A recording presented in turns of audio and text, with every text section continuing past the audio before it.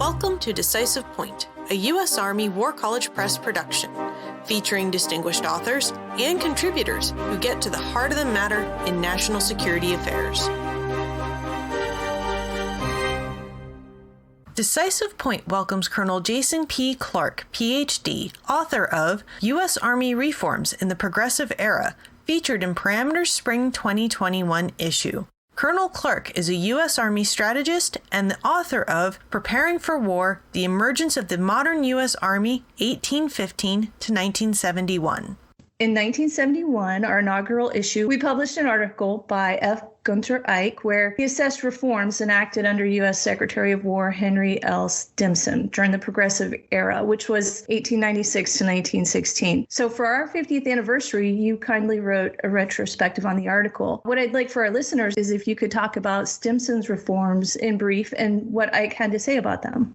Yes, absolutely. First off, a little bit of context. Stimson was a Secretary of War twice. A lot of the listeners will probably know him more from his time within Franklin Delano Roosevelt's cabinet during World War II, but he also was the Secretary of War from 1911 to 1913 under President Taft. And this is several years after the Root Reforms, which is one of the greatest periods of change within the U.S. Army, led by Secretary of War Elihu Root. And the two critical things for this podcast is that Root created the War Department General Staff. There hadn't been an operational planning body before for the U.S. Army. And then he also basically kind of renegotiated the relationship between the federal government and the National Guard. Both of these are going to become very important, but Root left office in 1903, and there was a series of secretaries of war who weren't necessarily all that aggressive in pushing things forward. They were kind of letting this massive amount of change that Root had introduced in the wake of the Spanish-American War kind of come through.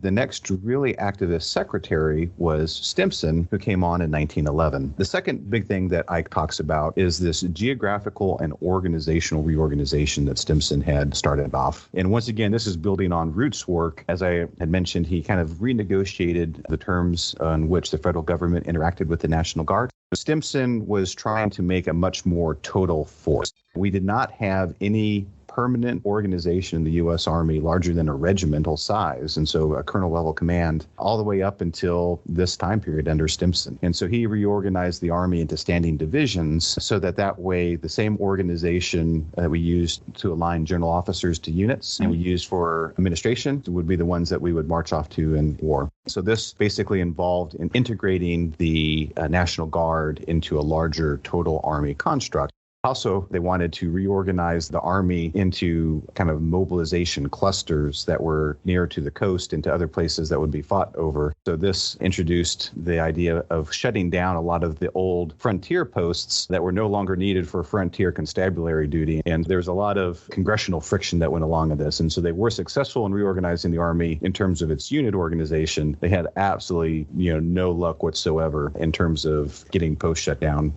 And then the final element that Eyck talks about was he was trying to create an Army Reserve. And that is the birth of our modern, U.S. Army Reserve, the Federal Reserve, as opposed to the state-based National Guard. A lot of their congressional enemies were able to undermine this to such an extent that in its first year, the U.S. Army Reserve only had 12 soldiers. So we could put everybody into a room. And Eyck goes a little bit into some of the skullduggery in terms of having really long periods of enlistment that was, basically a sabotage of Congress so that there would not be a viable Federal Reserve to match that of the National Guard.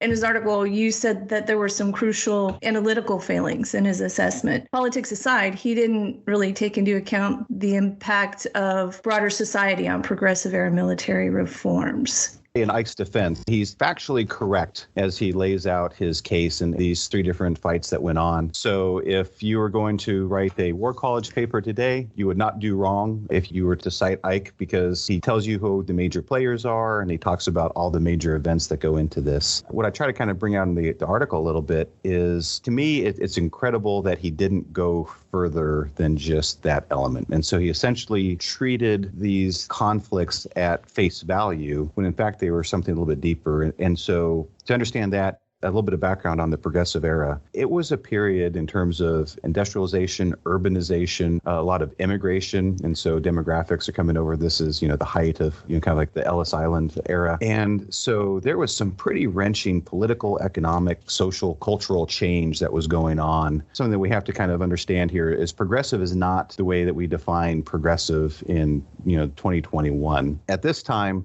progressives could be from either party. And basically, progressives were those who really wanted to embrace this degree of change and go even further in terms of enacting some pretty significant reform to government and politics and the military. And so key progressives within the Republican Party were Theodore Roosevelt, Elihu Root, and then also Henry Stimson and Leonard Wood. And so, Wood actually tries to get the Republican nomination for president in 1916. So he's a political as well as a military figure. And they're opposed by conservatives who are unnerved by this degree of change. And the ones who are most important for this story are a faction of Southern Democrats that are pushing back because they do not like a strong regular army. They do not want a strong executive, and have traditionally been there for the National Guard. And so they don't want some organization that's vying with it. The incredible thing to me is I'm, reading Eyck's article. Presumably he's writing most of this in 1970. And so if we imagine all that's going on in that period as, we come into the end of the 60s and start going into the 70s, it's also a period of great political, social, economic, and cultural change. So the fact that he didn't necessarily tie these three fights over the General Staff and the Organized Reserve and the reorganization of the Army into this broader fight between do we accept change or do we fight it, to me seems to be a missing element of his analysis that would have made his factual story much, much richer and also would have cast some light on what we're going through today. I'm just sad that Professor Eyck didn't give us a little bit more